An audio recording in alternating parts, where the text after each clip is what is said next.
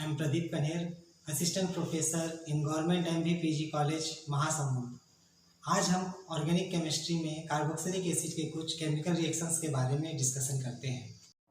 सबसे पहले हम कार्बोक्सिलिक एसिड के फॉर्मेशन से पहले एनहाइड्राइड के फॉर्मेशन पर चर्चा करेंगे।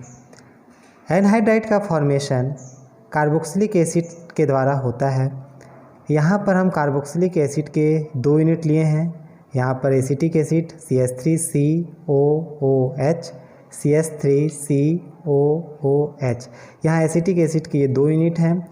इसके साथ जब हम H2SO4 T2O5 के प्रेजेंस में जब इसका डिहाइड्रेशन करते हैं, ये एक प्रकार का डिहाइड्रेटिंग रिएजेंट्स हैं, साथ में हीट कराते हैं तो यहाँ से वाटर रिमूव हो जाते हैं और एसिटिक एनहाइड्राइड का फॉर्मेशन होता है। इसके बाद हम रिडक्शन ऑफ कार्बोक्सिलिक एसिड पर चर्चा करेंगे। जब 1 डिग्री अल्कोहल का ऑक्सीडेशन कराया जाता है, यह ऑक्सीडेशन फुल ऑक्सीडेशन के रूप में होता है। इसमें potassium permanganate, potassium dichromate, Johns reagent H2SO4 CrO3 के प्रेजेंस में जब 1 डिग्री अल्कोहल का ऑक्सीडेशन कराया जाता है तब कार्बोक्सिलिक एसिड प्राप्त होता है।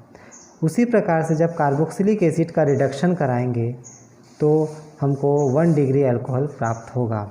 कार्बोक्सिलिक एसिड का reduction that means removal of oxygen.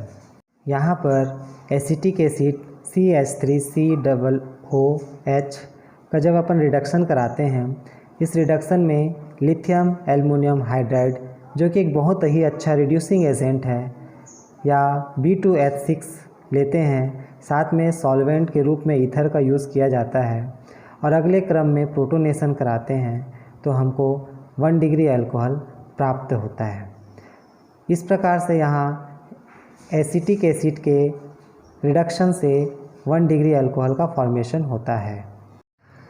इसके बाद हम रिडक्शन के पीछे के मैकेनिज़्म के बारे में डिस्कशन करते हैं कि किस प्रकार से एसिटिक एसिड के रिडक्शन से 1 डिग्री अल्कोहल का फॉर्मेशन होता है। यहाँ हम देखते हैं मैकेनिज़्म ऑफ रिडक्शन। इसके लिए हम ले लेंगे एसिटिक एसिड CH3COOH। यहाँ जो कार्बन है न्यूक्लियोफिलिक सेंटर की तरह कार्य करता है, क्योंकि इस कार्बन से एक मोर इलेक्ट्रोनेगेटिव ऑक्सीजन और दूसरी और भी ऑक्सीजन जुड़ा हुआ है। जब हम इसके साथ लिथियम एल्युमिनियम हाइड्राइड या डाइबोरेन के प्रेजेंस में रिडक्शन कराते हैं तो ये दोनों ही हाइड्राइड आयन प्रोवाइड करते हैं। यहाँ हम देखते हैं लिथियम पे और एल्युमिनियम पे इलेक्ट्रोपॉजिटिव है तो ये हाइड्राइड आयन प्रोवाइड करेगा। उसी प्रकार से डाइबोरेन भी हाइड्राइड आयन प्रोवाइड करता है। यहाँ पर hydride ion as a nucleophile कार्य करता है। जब ये हाइड्राइड आयन इस कार्बन पर अटैक करता है तो ये ऑक्सीजन पाई इलेक्ट्रॉन को अपनी ओर खींचेगा, जिसके कारण इस ऑक्सीजन पे नेगेटिव चार्ज डेवलप हो जाएगा। अगले स्टेप में हम इसका प्रोटोनेशन कराते हैं, जिससे CH3CHOOH का फॉर्मेशन होता है। इस कार्बन पर 2 OH ये हाईली अनस्टेबल होते हैं। हम देखते हैं कि पूरी केमिस्ट्री में जब किसी भी एक कार्बन पर 2 हाइड्रोक्सी ग्रुप एक साथ जुड़े होते हैं तो वह अस्थायी होता है। उसके अगले स्टेप में उसका जल्द ही वाटर रिमूव करते हैं और यहाँ पर वाटर जैसे ही रिमूव होगा फॉर्मेशन होगा CH3CHOO, एल्डिहाइड का फॉर्मेशन होगा। इस प्रकार से हम कार्बोक्सिलिक एसिड या एसिटिक एसिड से एल्डिहाइड का भी फॉर्मेशन कर सकते हैं। अगले स्टेप में फिर से हम इस एल्डिहाइड का लिथियम एल्युमिनियम हाइड्राइड के प्रेजेंस में रिडक्शन कराते हैं। ये फिर से हाइड्राइड आयन प्रोवाइड करेगा और यह ऑक्सीजन पाई इलेक्ट्रॉन को अपनी ओर खींचेगा, जिससे CH3CH2O पे माइनस चार्ज डेवलप हो जाएगा।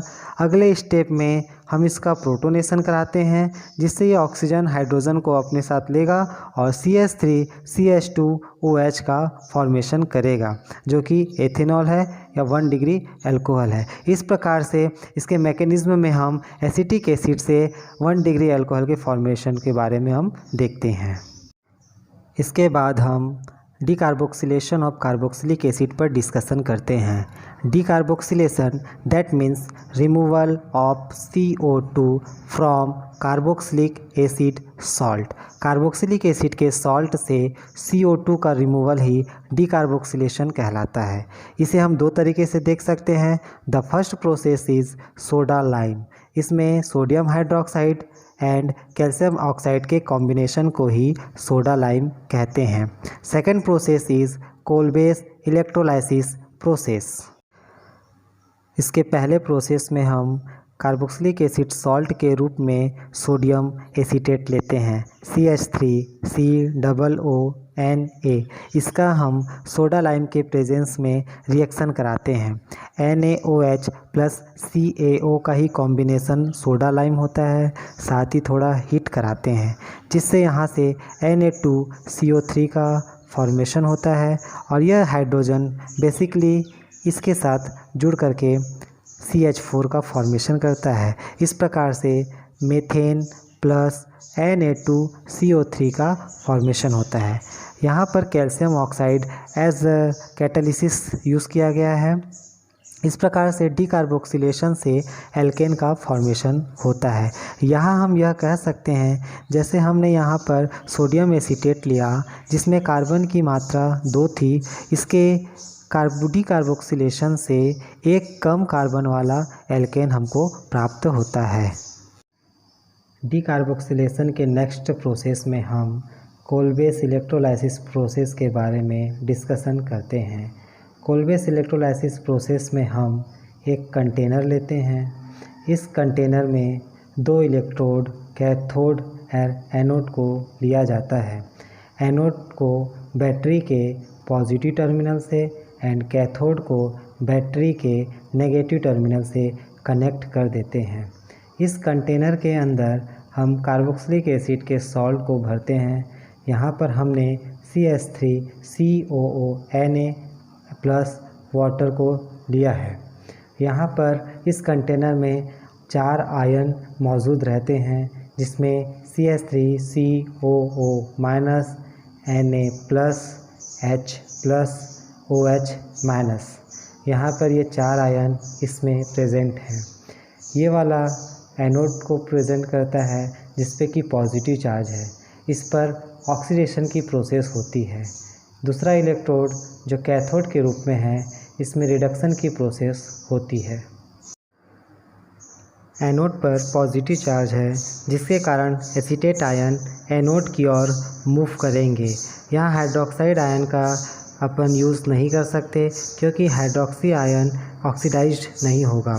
इसका रिडक्शन पोटेंशियल बहुत ही अधिक है एज़ कम्पेयर टू दिस। जिसका भी रिडक्शन पोटेंशियल बहुत अधिक होता है उसका ऑक्सीडेशन नहीं किया जा सकता।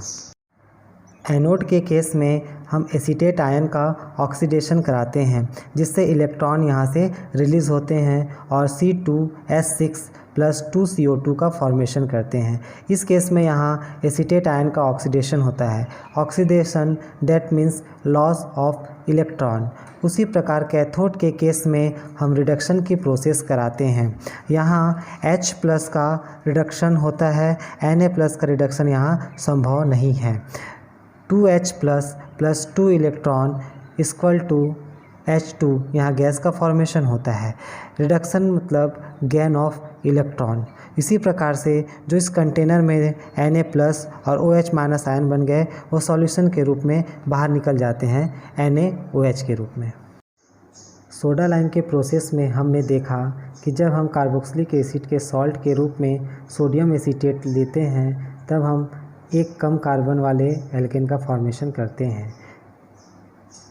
उसी प्रकार जब हमने कोलबेस अभिक्रिया में एसीटेट आयन की 2 यूनिट्स लेकर के जब ऑक्सीडेशन कराया तो यहाँ पर कार्बन की संख्या 2 थी और हमने 2 कार्बन वाले ही एल्केन का फॉर्मेशन किया। अतः हम यह कह सकते हैं कि कोलबेस अभिक्रिया में मीथेन का फॉर्मेशन संभव ही नहीं है। आगे हम इसके मैकेनिज्म के बारे में चर्चा करते हैं। नेक्स्ट स्टेप में हम कोलबेस प्रोसेस मैकेनिज्म के बारे में डिस्कशन करते हैं। इसमें हम एनोड जिसमें कि हम ऑक्सीडेशन की प्रोसेस करवाते हैं एसीटेट आयन लिया जाता है।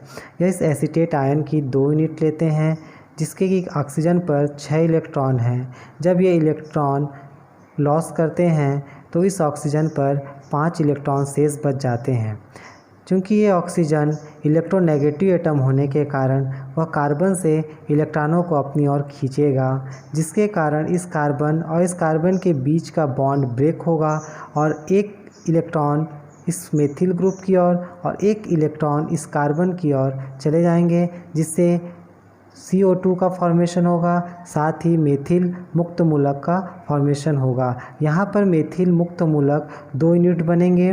दोनों ही मेथिल मुक्त मूलक के इलेक्ट्रॉन आपस में कॉम्बिनेशन करके CH3 single bond CH3 ethane का फॉर्मेशन करेगा। इस प्रकार हम देखते हैं एनोड के प्रोसेस में जब हमने एसीटेट आयन लिया जिसमें कार्बन की संख्या 2 थी, उससे 2 ही कार्बन वाले एल्केन का फॉर्मेशन होता है। जिस प्रकार एनोड के केस में ऑक्सीडेशन की प्रोसेस हुई है, उसी प्रकार कैथोड के केस में रिडक्शन कराते हैं। यहाँ पर हाइड्रोजन आयन के साथ हम 2 इलेक्ट्रॉन गेन कराएंगे, जिससे H2 गैस का फॉर्मेशन होगा। एनोड पे जो 2 इलेक्ट्रॉन लॉस हुए वही 2 इलेक्ट्रॉन यहाँ पर हाइड्रोजन आयन गेन करेंगे और H2 गैस प्राप्त होगा। इस प्रकार से इस एसीटेट आयन में जो सोडियम साल्ट के रूप में थे वह 2Na+ और इस H+ के साथ जो OH- थे, ये दोनों ही सॉल्यूशन के रूप में कंबाइन करके 2NaOH का फॉर्मेशन करेंगे। यही कोल्बे प्रोसेस मैकेनिज्म है।